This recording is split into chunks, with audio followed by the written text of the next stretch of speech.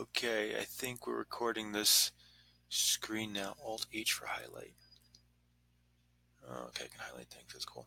All right, welcome. So we're going to talk about risks today. This series is just me talking about whatever I'm currently working on in my business. And there's obviously various challenges. And I was just starting to think about risk. I was like, okay, what risks am I taking? And we got two sort of mental models that I thought of how to think about these risks. Because I was like, okay, I'm starting a new business, and I know that in the past, like I started a Thai restaurant, and it took there were so many things we had to get right. We finally got things working, and then the landlord said, "Nope, we're not renting this place to you anymore." And I hadn't thought about that risk. You know, that our whole business was built on this really shaky foundation. So I don't want to build another business on a shaky foundation. I want to at least think through, what most of the risks are. Of course, I can't think of everything in advance. Um, so, so we're gonna look at risks. And I was just reading this book um, on Kindle. What was it called? It's called Consultant something. Um, anyway, I'll post it in the end here. And this consultant, he's kind of an older guy, and he's been consulting for a long time, and he has these fantastic stories. I really recommend reading the book. Um, but so what happened is one morning he had some new medicine, and that morning he had swelling like all over his body. It was just horrible. And he woke up his wife to say like, hey, let's take care of this thing. And she's like, I can't really help you because I missed my alarm. Had a new alarm clock, and they I missed my alarm, so I got to go to work right away. And he's like, well, why don't you just get some coffee and you'll feel a lot better? She's like, well, we got a new coffee maker, and the coffee maker is like shredded, and there's like metal in my coffee now, so I can't have coffee. He's like, okay, well, maybe there's coffee at the hospital. Can you drive me in your car? She's like, no, I can't drive my car because I got a new electronic gizmo that I plugged in and it drained my battery. Why don't you take my car? Well, your car is new and it doesn't have the diesel, I don't know, stuff to make it more fluid in cold weather. So like everything's congealed inside, so you can't take your car. So they get to the hospital finally, and they've got to wait 2 hours because the hospital's got a new system for taking patients. And then he's like, finally, he realized what happened. It was like everything was new. It was, new medicine, new alarm clock, new coffee maker, new car, new hospital system. When things are new, they just tend not to work. So, so I realized, okay, great. So I need to look at everything that's kind of new in my business. Um, these are the kind of things to look at. So what's new? I got new clients, I've got new writers, I've got a new business model that no one's done before, I've got a new lawyer, I got new contracts for clients, which we'll come back to this later.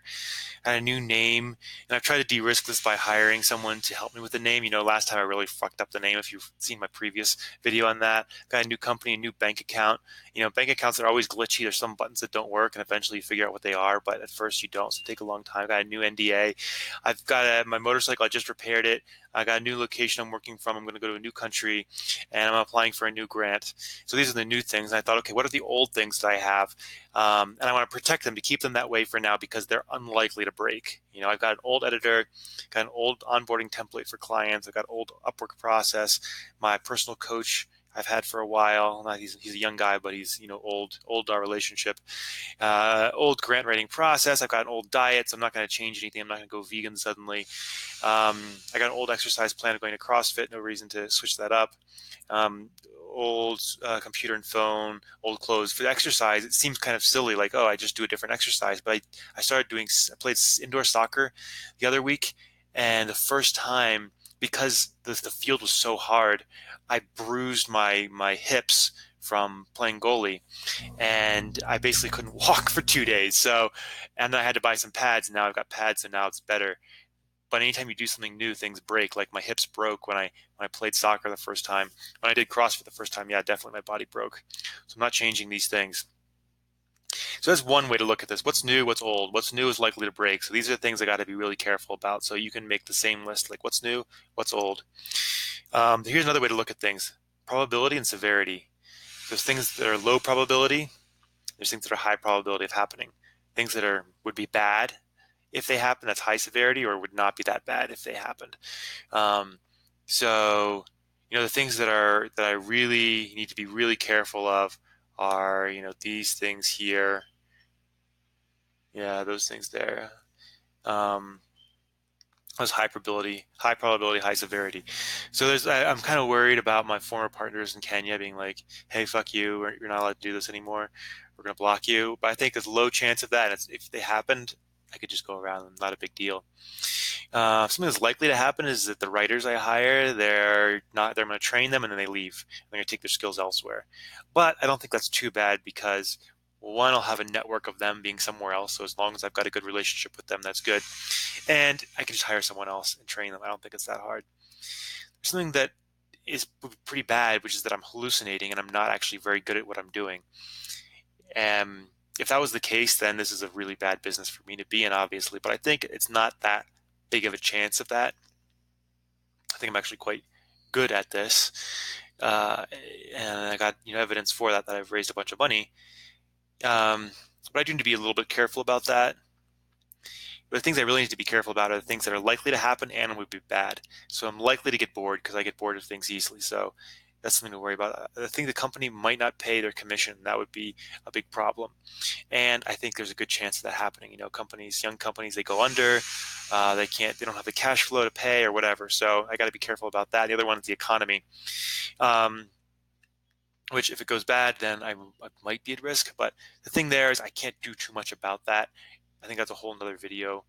So I know I can do something about these two things, but let's focus on the company doesn't pay.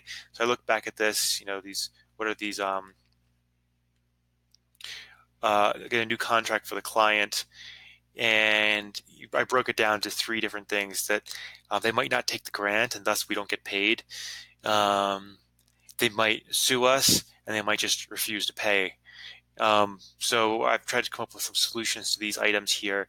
They have to pay regardless of whether they accept the grant or not and make that in the original contract. So that's something I got to do now so I can enforce it in 2 years when it comes around. People can always sue you for whatever reason, but we can limit the liability to what the cost of the services were. And then to get people to pay, here's just some ideas. Have a joint bank account with co-signatories. Maintain the relationship with the grantor so that if the client doesn't pay, we can tell them that tell the grantor the client didn't pay, and use that kind of as a stick to encourage people to pay. Be like, you don't want us to tell the grantor that you didn't pay, and there's like a lawsuit against you for paying, and you have debts. Provide value long term so that if someone refuses to pay, they also don't get value long term. So there's like that kind of carrot. So there's the carrot and the stick to encourage people to do things, right? Have a debt collector review the contract in advance to make sure it's enforceable. So have them look at it today so that 2 years from now, if we need to have a debt collector look at take on the debt, then they'll actually do it. Only work with U.S. companies, so it's easier to negotiate with them. It's easier, if I've got to be a U.S. company hiring a Kenyan debt collector, that's going to be a whole mess. So, this is only a problem because we're not like a cash and carry business. We don't get paid immediately when we provide the service. So if you get the money right away. Let's say you're selling, I don't know, shampoo, and someone pays you for the shampoo right away. Like debt collection is not really a big deal. So yeah, these are 2 ways to look at risk and do the same thing for your business. Think about what's new and then put it in this 2x2 matrix of probability versus severity, and then see where the things you really need to focus on. Here's the things I need to focus on first. Once I got this figured out, then I should focus on these things and these things over here that are low probability, low severity. It's probably not worth thinking about them at all. So that's a video on risk, and I hope you enjoyed it, and stick around for other ones. All right, ciao.